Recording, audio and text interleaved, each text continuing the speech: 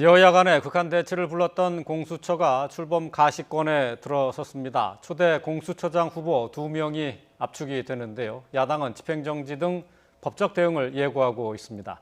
여야 법률 전문가 모시고 얘기 나눠보겠습니다. 더불어민주당의 전 상근 부대변인 조상호 변호사, 또 국민의힘 법률위원회 부위원장 윤기찬 변호사와 함께했습니다. 안녕하십니까? 네, 안녕하십니까. 네. 자, 어제 김진욱 선임연구관 또 그리고 이건희 부위원장 이렇게 두 분이 추천이 되는데요. 간략하게 좀 소개를 좀 해주시죠. 일단 김진욱 선임연구관 같은 경우는 이제 판사에서 변호사를 거쳐서 다시 헌법재판소 연구관으로 출발해서 이제 선임연구관까지 오르신 분이고요. 그 중간에 이제 그 재판소장 비서실장도 거치면서 그 행정 경험도 나름 좀 축적하신 분입니다. 그 외에도 지금 선임연구관으로서 교육을 담당하시기 때문에 이제 그 헌법적 가치나 헌법적 원리나 그 논리에 대해서 누구보다도 좀 해박하다 이런 평가를 좀 받고 있고요. 그 다음에 이제 그 이건희 이번에 후보 같은 경우는 검사로 한 30여 년 가까이 근무하셨던 그것도 이제 검찰 내에서 이른바 기획통이라고 해서 이제 전체적으로 그 법무 업무와 관련된 이 행정 업무도 두루 맡았던 경험이 있었던 분입니다. 그래서 검사장까지 지내시고 대검 공판송무부장을 마지막으로 해서 2014년도에 옷을 벗고 현재는 변호사를 하고 있다가 최근에 이제 2018년도에 국민권익위원회 부위원장으로 취임을 하셔가지고 사실상 국민권익위원회의 실무 업무를 이끄시는 분이죠. 그리고 최근에는 그 조국 전 장관 관련해 가지고 그 수사가 진행 중이었지 않습니까? 장관 시절에. 그래서 그 부분이 이해충돌 사안에 해당하기 때문에 장관으로서 보고를 회피해야 된다라는 판단을 내린 것 때문에 또 주목받기도 했습니다. 공수처장 후보 추천위원회 회의 어제 역시 또 파행이었습니다. 야권에서 후보 추천 위원 2명이 퇴장한 가운데 2명이 선정이 돼서 추천이 되는데 말이죠. 여권에서는 발목 잡기다라고 하고 있고 야권에서는 이 절차상의 문제가 있어서 여기에 대한 소송을 진행하겠다라고 밝혔죠. 그 절차상의 문제는 사실 있죠. 왜냐하면 지난번에 그러니까 공수처 규칙에 따르면 그 몇 명을 심사 대상으로 할 것인지에 대해서는 자체위원회에서 의결로 정하게 돼 있어요. 그래서 11명이 심사 대상으로 돼 있다가 그중에 국민의힘이 추천했던 두 사람이 사퇴를 하고 그다음 변협에서 한 분이 또 사퇴를 했어요. 그래서 8명이 된 거거든요. 그래서 이제 국민의힘 당에서 추천할 수가 없는 것이고 심사 대상자 제시권은 사실은 위원이 있습니다. 위원. 그러니까 국민의힘에서 위원을 추천하면 추천된 그 위원이 심사 대상자를 추가할 권한이 있는 거예요. 그래서 그 회의석상에서 내가 심사 대상자를 추가로 추천하겠다라고 얘기를 했는데 그게 받아들여지지 않았던 것이죠. 그러니까 결국은 위원회 그 심사 대상자 제시권 내지 추천 권한이 좀 묵살됐다. 그래서 이 부분은 일단 의결을 통해서 11분의 심사 대상자가 선정이 됐고 그 11분 중에 일부가 사퇴를 한 마당에 다시 심사 대상자를 선정하는 이 절차를 거쳤어야 되는데 그래서 묵살됐기 때문에 이제 절차상 문제가 있다 이런 주장을 하고 있는 겁니다. 말씀하신 것처럼 어제 그 야당 위원회에서 후보 추천권이 있는데도 불구하고 이것이 묵살이 돼서 배제가 됐다는 거에 대해서 지금 항의를 하고 있는데 말이죠. 이걸 왜 충분히 보장해주지 않고 강행을 한 겁니까? 묵살 내지 배제라는 표현은 부적절한 표현 같고요. 일단은 28일 이제 어제죠. 어제자로 새로 그 추천위원회 이제 새로 회의가 열렸는데 전 회의일 기준으로 해서 일주일 이상의 기간이 있었습니다. 그리고 그 부분에 관해서 이제 새로 그 추천되신 위원께서 만약에 당일날 후보를 제시하셨으면 됩니다. 그리고 제가 늘 말씀드리지만 이런 그 공직자 추천위원회는 보통 당일 결정하고 끝을 내거든요. 그렇게 당일 결정하고 끝을 낼 수 있는 이유가 그 결정일 당일 보통 대상자들을 본인들이 다 가지고 오세요. 후보 명단을. 근데 이번에도 마찬가지로 다시 또 그냥 빈손으로 오신 거죠. 그래서 지금 충분한 검토 끝에 추천을 새로 해야 된다. 나는 이번에 들어왔으니까. 그러면서 또 속행을 구하시는 상황이었습니다. 그러니까 이거는 전형적인 시간 끌기로밖에 안 보인다. 그렇기 때문에 나머지 위원들, 이른바 중립적 위원이라고 평가받는 법원행정처나 법원행정처장이나 아니면은 그 대한변협 회장도 그런 부분에 대해서 더 이상 시간 끌기는 곤란하다. 그렇기 때문에 그대로 이제 일정대로 후보를 추천한 것으로 알고 있습니다. 근데 아쉬운 점은 그 새로 추천된 추천위원이 사실은 추천된 지가 며칠 안 돼요. 네. 그러니까 새로 추천된 분이 그렇죠. 그러니까 당에서 미리 정해준 사람을 그 명단을 갖고 와서 추천 행위를 하는 것이 아니고 본인이 이제 일정 검증을 절차를 거쳐서 추천위원을 심사 대상자를 고를 수 있는 시간을 좀 줘야 되는데 그날 만약에 이제 그렇게 제시를 했으면 위원장 내지 위원들께서 시간을 딱 못 박으면서 언제까지 네. 그럼 추천 그 심사 대상자를 제시해라 이렇게 했으면 오히려 좀 어땠을까라는 아쉬운 점이 많이 있죠. 예. 그러니까 그렇게 순차적으로 뭐, 밀리다 예. 보니까 끝도 없어지는 예, 거죠. 그렇죠. 이제 지금 김태년 원내대표가 지금 얘기한 것처럼 꼼수다라고 이제 그렇게 지적한 것이 바로 이제 그 부분 아니겠습니까? 근데 맞습니다. 어쨌든 지금 국민의힘 측에서는 정당한 후보 추천권이 배제됐다 하는 주장이고 효력 정지 신청을 네네. 하겠다라고 그런 입장을 밝혔어요. 네네. 어떻게 예상할 수 있을까요? 이 부분은? 뭐 일단은 뭐 그 법상 위배된 부분이 전혀 없고요. 그리고 이런 부분 관련해 가지고 현재 그 정당인 그러니까 예를 들면 지금 어디서 정확히 하시겠다는 건지도 모르겠는데 국민의힘은 아마 청구 적격은 없어 보입니다. 법률에 따라. 예, 굳이 얘기하면 이제 국민의힘에서 추천하신 위원들께서 위원회의 심사 권한이 침해됐다 해가지고 이제 하실 것 같은데 그런 부분이 제가 볼 때는 받아들여지기는 거의 제로에 가깝다 이렇게 그러니까 평가하고 지금 싶습니다. 한다는 것은 일단 그 김태년 원내대표님 말씀에 한마디 예, 보태면 어느 것이 꼼수인지는 한번 국민이 판단할 필요가 있어요. 이렇게 예. 국민의 심에서 힘이 딸 그 모자라는 마당에 여러 가지 절차적 문제점을 제기하는 것이 꼼수인지 아니면 정족수를 바꿔서 하는 것이 꼼수인지는 전 잘 모르겠는데 예.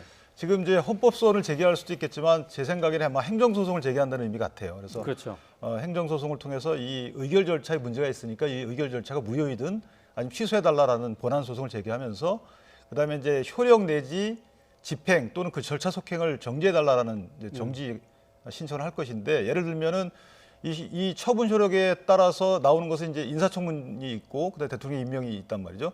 그 뒤에 이제 직무집행을 하기 때문에 마지막 나가서는 직무집행 정지를 신청하겠지만 그 이전에 예를 청문 절차를 정지시켜달라라는 것도 가능한 거고 절차상 예, 보면은 예. 물론 인용 가능성은 여러 가지 예측이 다르지만 이런 식으로 아마 진행할 것으로 예상이 됩니다. 예.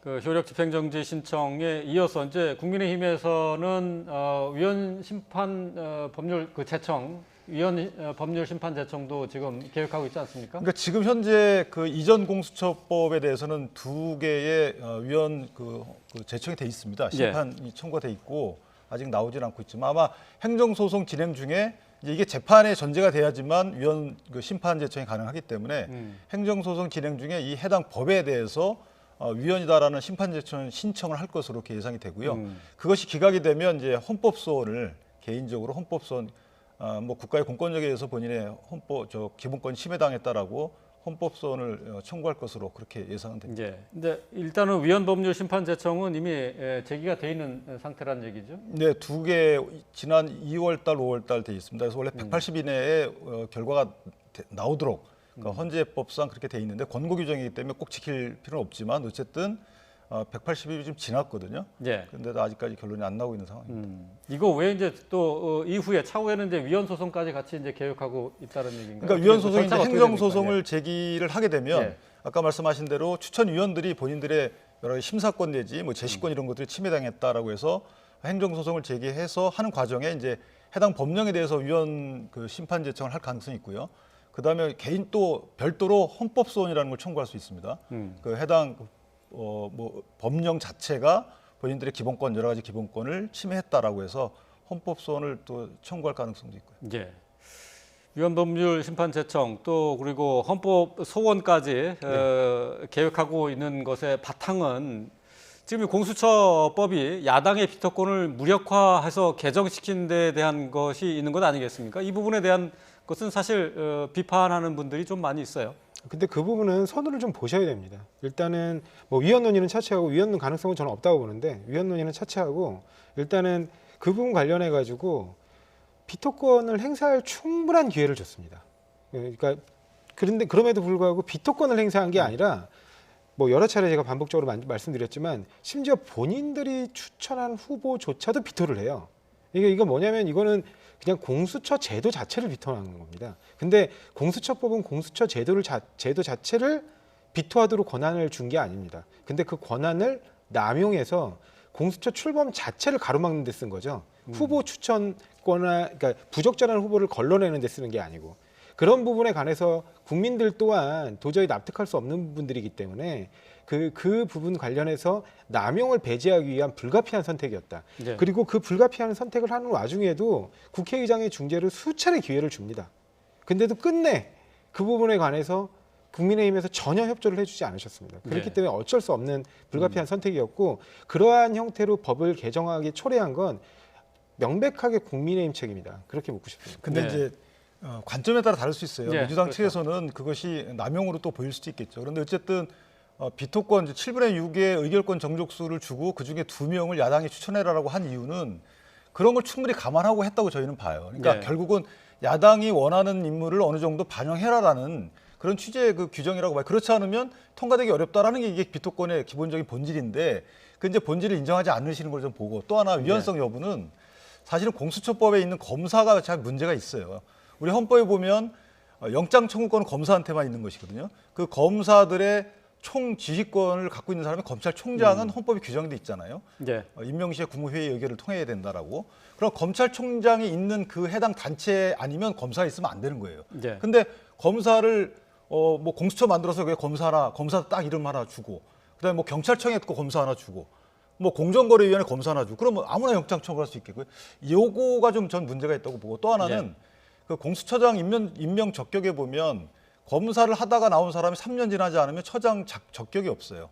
그런데 이번에 이제 이걸리 후보도 계시지만 부패방지위원회 여러 기관에서 또 오신 분들은 그런 또 제한을 안 받는단 말이에요. 그러니까 부패방지위원회도 사실상 따지고 보면 공수처의 수사 대상 기관이고 헌법재판소도 공수처의 수사 대상 기관인데 그때 거기에서 오신 분들에 대해서는 아무런 제한 규정이 없는데 유독 네. 검사에 대해서만 처장 부적격 규정이 있단 말이죠. 이런 규정들이 이제 평등권 위반 관련해서 위헌의 소지가 있다 이런 주장들이 이제 있는 예, 알겠습니다. 네, 일단 근데 예, 뭐 공수처 관련해서는 여기서 좀 줄이고요. 다음 주제로 좀 넘어가 보도록 하겠습니다. 자, 추미애 법무부 장관 뭐 이미 사의를 표명을 했으니까 이제 곧 이제 경질이 될 것으로 예상이 되는데 지금 이제 뭐 올해 안에 할 것이다라는 뭐 예측들이 많이 나오고 있어요. 지금 후보로는 지금 박범계 의원 또 소병철 의원 등이 거론되고 있죠. 네, 맞습니다. 지금 박범계 의원 같은 경우는 과거 이제 노무현 정부 때 그러니까 민정이비서관과 법무비서관을 지냈기 때문에 그리고 그때 당시 민정수석을 맡으신 분이 현 지금 문재인 대통령입니다. 그래서 그 두 분 사이에 이제 충분하게 어떤 서로 간의 그 검찰과 법무 그 전체 업무에 관해서 어떠한 방식으로 개혁하고 이끌어 나갈 것이냐에 대한 공감대가 오랜 기간 함께 교류하면서 두텁게 쌓여 있다고 봅니다. 그래서 현 문재인 정부의 검찰 개혁의 방향과 그 의지와 관련해 가지고는 가장 이해도가 깊다. 그렇게 평가하고 싶고요. 그다음에 소병철 의원 같은 경우는 여야를 막론하고 과거로부터 이제 늘상 검찰총장 후보군에 오르셨던 분입니다. 한 네. 4인 후보군에는 항상 오르셨던 분이고, 그다음에 저 상급자나 하급자 두루 이게 좀 신망을 두텁게 받는 분이거든요. 그렇게 두텁게 받아오다가 검찰을 퇴직하고 난 뒤에는 따로 변호사 기업을 안 하고 이제 대학에서 그 학생들을 가르치다가 이번에 다시 이제 국회로 들어오신 분입니다. 그래서 그 소병철 의원 같은 경우는 아무래도 이제 조직 장악이라든가 뭐 조직에 대한 조직 내부의 신뢰가 두텁기 때문에 검찰 조직에서 이 검찰 조직을 개혁의 동력으로 잘 승화시킬 수 있는 인물이 아닐까 그런 부분에 대해서 굉장히 이제 좀 높은 점수를 줄 수 있는 분이라고 생각합니다. 추 장관 후임이 누가 될 것이냐는 것도 관심이지만은 과연 추 장관이 이제 물러나는 것과 함께 내각 교체 또 그리고 청와대 보좌진들 교체 가능성에 대한 얘기가 계속 나오고 있어요. 지금 상황에서 문재인 정부가 여러 가지로 좀 어려움을 맞고 있는데 지금 상당히 이제 전국에 어떤 그 변화를 줘야 될 시점에 와 있는 것은 분명한 거죠. 그러니까 저는 내각을 교체하는 것만큼 시급한 것이 청와대 참모진 교체라고 생각을 합니다. 특히나 이제 노영민 실장은 그 김주원 수석과의 주택 문제 때문에 일종의 다툼으로 비친 행위가 있은 이후에는 사실상 내임덕이 있지 않았나라는 평가가 있을 정도고요. 그러니까 노영민 비서실장을 교체하고 그다음에 검증 책임을 지고 이번 법무장관과 검찰총장 간의 사태에 아마 이면에 있었던 저 개인적인 판단입니다만은 민정 라인도 좀 교체할 필요가 있다. 그래서 다음 내각을 그 선정하기 이전에 저는 참모진부터 교체를 한 이후에 새로운 참모진이 내각을 검증하는 시스템으로 가는 것이 대통령께 아무래도 누가 되지 않지 않을까라고 생각합니다. 네. 지금 이제 추미애 장관과 관련해서는 윤석열 총장에 대한 탄핵 얘기가 계속해서 나오고 있어요. 이제 지금 추미애 장관이 이 탄핵과 관련한 얘기를 링크를 걸어놨다가 지금 없앴다고 하는데 말이죠. 지금 이 탄핵, 윤석열 총장에 대한 탄핵은 더불어민주당에서 지금 어떤 식으로 얘기가 되고 있는 겁니까? 민주당 내 일부 의원들께서 그런 부분에 관해서 지금 왜냐하면 윤석열 총장이 과거 청문회 당시에 본인의 가족 문제가 만약에 사실로 드러날 경우에는 그 직을 유지할 수 없다라고 스스로 밝힌 부분들도 좀 있습니다. 그래서 그런 부분들까지 다 아울러져서 지금 불거져 나오면서 일부 의원들이 이제 그런 문제 제기가 있는 것으로 아는데 일단은 대통령께서 이미 이제 여러 가지 인사와 관련돼서 추미애 장관과 윤석열 총장의 갈등 문제에 대해서 혼선을 일으킨 데 대해서 국민들께 사과를 일단 표명을 하셨고요.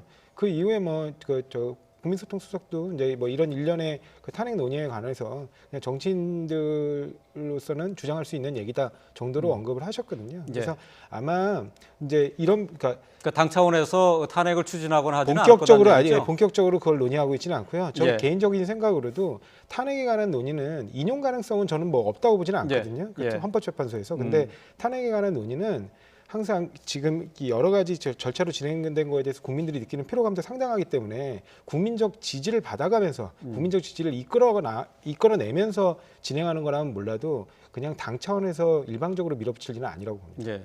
당 차원에서는 추진하지 않는다고는 하지만 계속해서 이 얘기가 나오고 있거든요. 어떻게 보십니까? 근데 저는 주목되는 점이 대통령께서 어쨌든 의미가 여러 가지 해석되지만 사과를 하신 부분이 있단 말이에요. 그 이후에도 탄핵이 나온다는 것은 두 가지로 야권에서 해석할 수밖에 없어요. 첫 번째는 지속적으로 징계를 통해서 직무정지를 시켜놓고 그것이 또 법원에서 번복되니까 다시 탄핵을 통해서 탄핵 결정으로 그러니까 파면되는 걸 원하는 게 아니고 사실은 탄핵 의결이 되게 되면 직무집행이 정지되거든요. 이걸 원하든지 그러니까 직무집행을 정지하는 이유는 수사가 더 이상 원활히 안 되도록 하는 게 아니냐 이런 야권의 의혹의 시선이 하나 있는 것이고요. 또 하나는 대통령의 말씀 이후에 저렇게 여러분이 탄핵 주장을 하는데 그분들이 공교롭게도 수사를 받거나 아니면 대권 주자로 거론되는 분들이에요. 그렇다면 민주당 내에서 대권 주자들의 분화가 시작된 것이 아닌가. 그러니까 결국은 본인들의 정치적 목적을 위해서 헌법이 보장한 국회의원의 권리, 국회의 권리를 좀 사사로이 쓰려고 하는 게 아닌가라는 좀 아쉬움이 좀 있죠.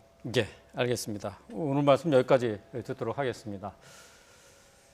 자, 더불어민주당의 전 상근 부대변인 조상호 변호사, 또 우리 국민의힘 법률위원회 부위원장 윤기찬 변호사와 함께 얘기를 나누고 있는데 조금 하나 더 여쭤볼까요? 지금 윤 총장의 이 탄핵 문제와 관련해서 지금 글쎄 이제 여론조사를 통해서는 윤석열 총장이 계속해서 지금 상위에 랭크가 되고 있거든요. 이걸 바라보는 더불어민주당의 심적인 부담도 좀 있을 것 같아요. 어떻습니까? 일단 대선 후보 지지율 같은 경우는 전혀 개의치 않고 있고요.